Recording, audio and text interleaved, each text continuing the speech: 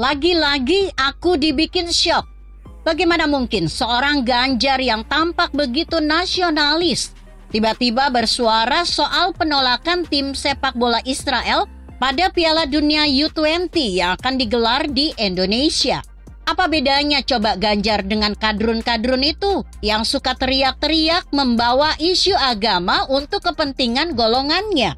Kaget, marah, sampai enggak berhenti memaki-maki sendiri. Begitulah reaksiku saat pertama kali membaca berita bahwa Ganjar, sosok yang selama ini aku kagumi, justru ikut menolak keikutsertaan Israel. Kenapa ia malah terjebak pada sentimen agama? Begitu aku menduga. Semalam suntuk aku bahkan sampai berdebat dengan kawanku gara-gara soal ini. Aku yakin di luar sana pasti juga banyak yang ikut ngomongin isu tersebut. Apalagi di medsos, ramai banget, banyak yang menghujat Ganjar. Sialnya, melihat aku marah-marah, kawanku justru menilai bahwa aku berpikiran sempit. Bro, jadi tuan rumah Piala Dunia itu sudah harapan kita dari dulu. Masa harus gagal cuma gara-gara soal Israel? Ini yang bikin aku kecewa pada Ganjar. Olahraga itu nggak ada urusannya sama agama. Jadi siapa yang pikirannya sempit? Aku menyanggah. Yang bilang Piala Dunia batal itu siapa? Dengar, kita harus lihat persoalan ini secara luas. Asal kamu tahu, isu penolakan Israel ini memang sengaja digunakan pihak tertentu untuk menggoyang pemerintahan Jokowi. Mereka memang ingin agar Piala Dunia di Indonesia gagal. Loh, Ganjar kan pihak pemerintah. Kalau ingin Piala Dunia tetap berjalan, ya nggak apa-apa Israel main dong. Malah dilarang. Nah, disinilah hebatnya seorang Ganjar. Maksudnya, aku bertanya seolah-olah meraba-raba arah pikiran kawanku. Potensi kerusuhan sangat mungkin terjadi jika Israel tetap main ke Indonesia.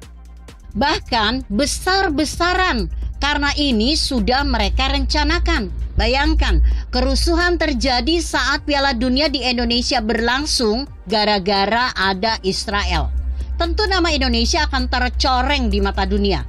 Belum lagi akan banyak memakan korban. Sampai di sini aku masih berusaha meraba-raba penjelasan kawanku. Kopi sudah mau habis, hampir menyentuh ampas. Tapi pikiranku masih panas. Jadi maksudmu Ganjar berusaha meredakan potensi kerusuhan itu? Aku coba menebak.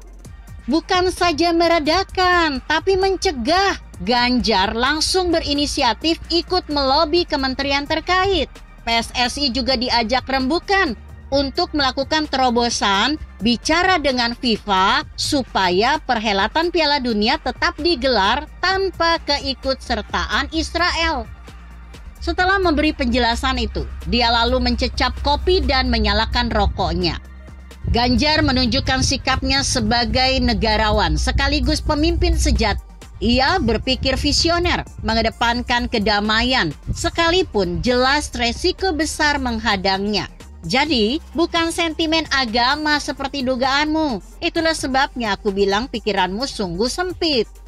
Tidak sampai di situ saja. Sikap penolakan Israel itu menurut kawanku justru semakin menunjukkan kematangan politik seorang Ganjar.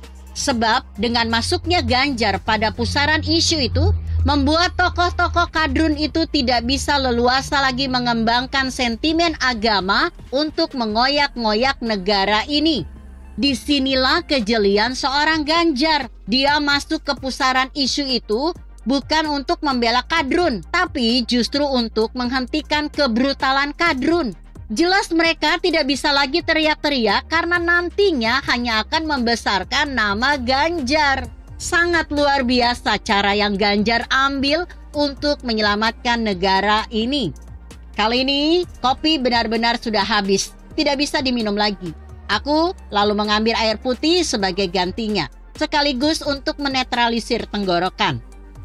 Kalau dipikir-pikir, apa yang disampaikan kawanku memang sangat masuk akal. Artinya, Ganjar telah berdiri dan berjaga di pintu agar kadrun tidak bisa lewat. Semata-mata itu dilakukan Ganjar demi kondusivitas. Setelah perdebatan itu, aku tetap tidak berhenti untuk mencari tahu informasi lebih banyak, baik dari membaca maupun diskusi dengan kawan-kawan yang lain.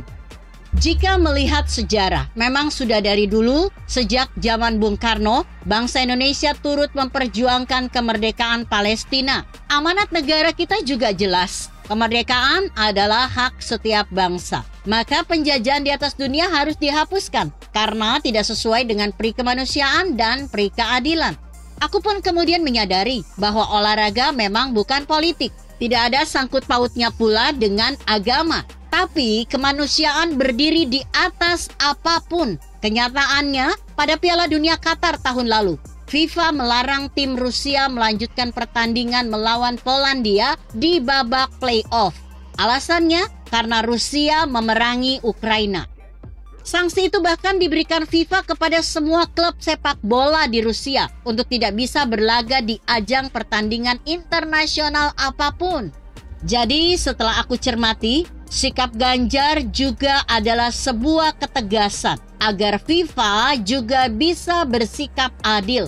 Bagaimana mungkin Israel yang terus memerangi Palestina sejak 1948 tetap asik-asik saja tanpa diberi sanksi apapun?